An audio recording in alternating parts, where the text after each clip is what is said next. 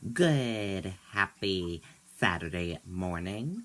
I'm Riley King, and welcome to the Riley King Newscast right here on the Riley King Network. Let's begin. First up, crews work to restore power to thousands in southern New Hampshire. Let's take a listen to the video from WMUR News 9.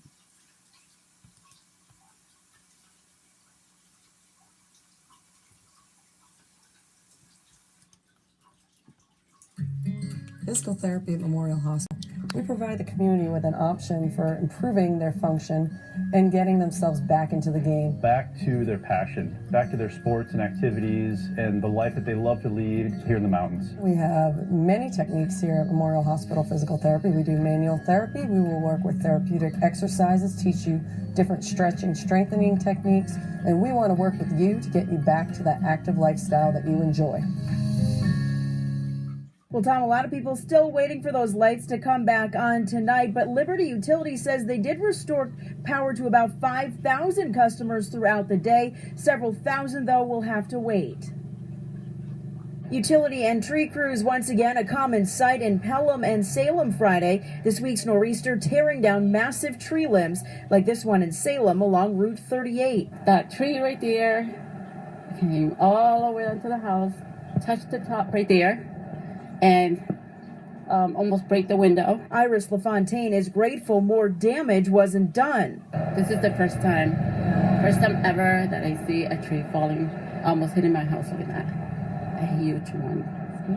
Scary. Salem firefighters helped people like 87-year-old Chris Payos get to this shelter run by the Red Cross at the Senior Center. Too cold for me. Yeah. Absolutely. Yeah. I had 4 coverings over my body and 2 heavy blankets on top of me, and I was still cold. The shelter here in Salem will remain open as long as needed.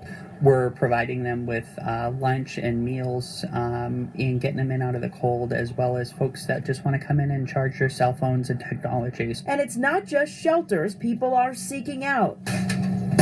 Local restaurants like Brando's in Pelham also seeing bigger crowds as people are unable to cook at home. Oh, very busy. No power yesterday, no power today across the town, so we're pretty busy. Liberty Utilities says those multiple crews will be working throughout tonight and through the weekend to get everyone's power back on. Live in Pelham tonight, I'm Charisse LeClaire, WMUR News 9. Okay, and there you go on that video and that report.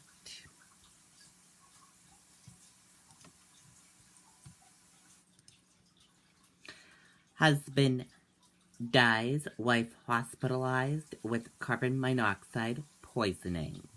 Let's take a listen to the video from WCVB Boston.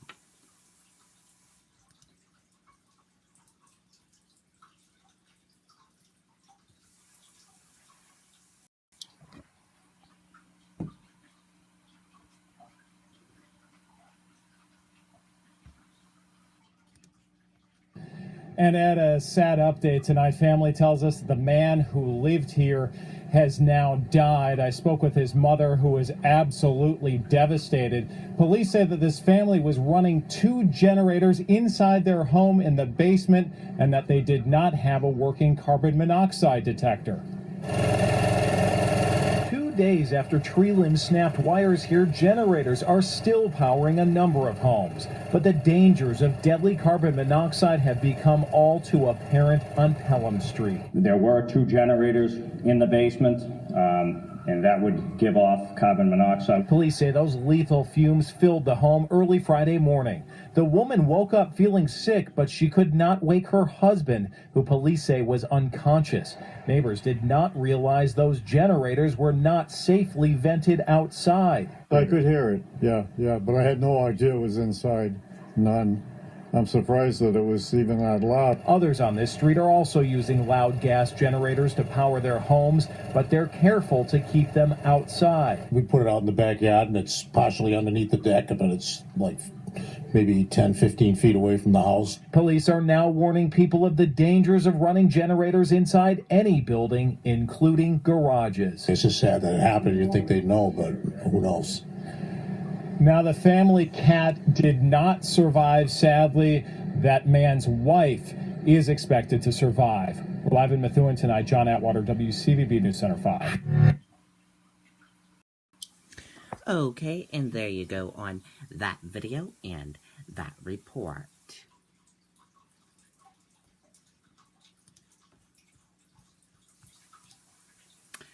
Witnesses, police present on Congress Street in Portland.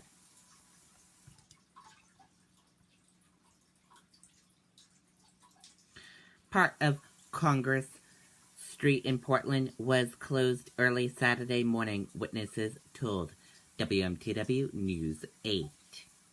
Witnesses said there was a police present in the area of the Rusty Lantern Market around 4:30 a.m.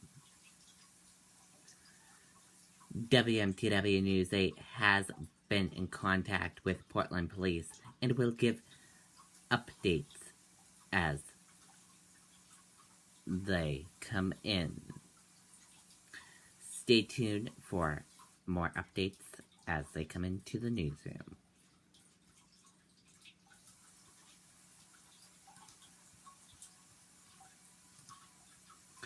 Three hostages and suspect dead after day-long standoff at veterans' home, police say.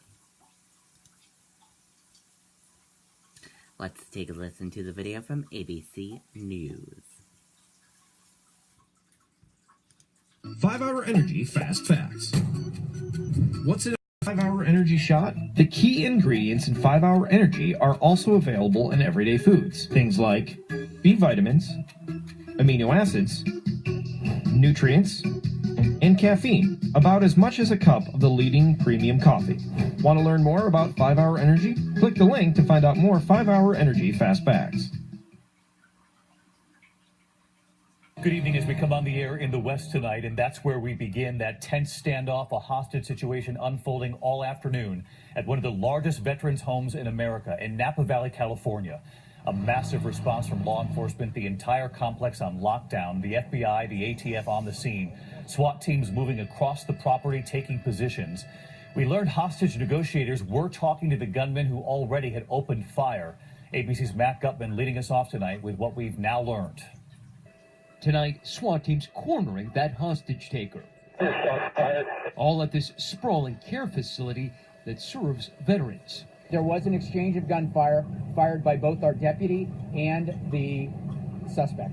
There were bullets, many bullets fired. Police say a lone gunman loaded up with ammo and a semi-automatic rifle took multiple hostages at a going-away party for employees at the Pathway Home, which serves veterans of the wars in Iraq and Afghanistan suffering from PTSD. Larry Kamer says his wife was one of the hostages the suspect released. There was cake and, a little bit of a celebration, and then this man walked in with a gun. My wife and 3 other women were able to leave. Like everybody else, I'm kind of on pins and needles now and just hoping this gets resolved with nobody getting hurt.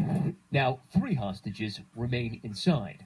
I don't know at this time the status of the hostages. You can see first responders setting up a triage area with those red and yellow tarps. So far, no reports of casualties as SWAT teams continue to secure the area around the building, ordering everybody to shelter in place. What's known as the Veterans Home of California, Yountville, is a massive complex, the largest veterans care facility in the country. The siege triggered an enormous evacuation, which included a group of 80 school children nearby. David, for hours, hostage negotiators from multiple agencies, including the FBI, were in that building trying to talk to that suspect and end this peacefully. But we just learned from police that they've handed it over to tactical teams who are trying to formulate a plan on going in. And that is because we have not heard from those 3 hostages in many hours. No word on their fate. David. Matt Gutman leading us off tonight. Okay, and there you go on that video and that report. And that does it for the Riley King Newscast right here on the Riley King Network. I hope you all have a great rest of your Saturday, and I'll see you back here later on today for another newscast. Goodbye, everyone.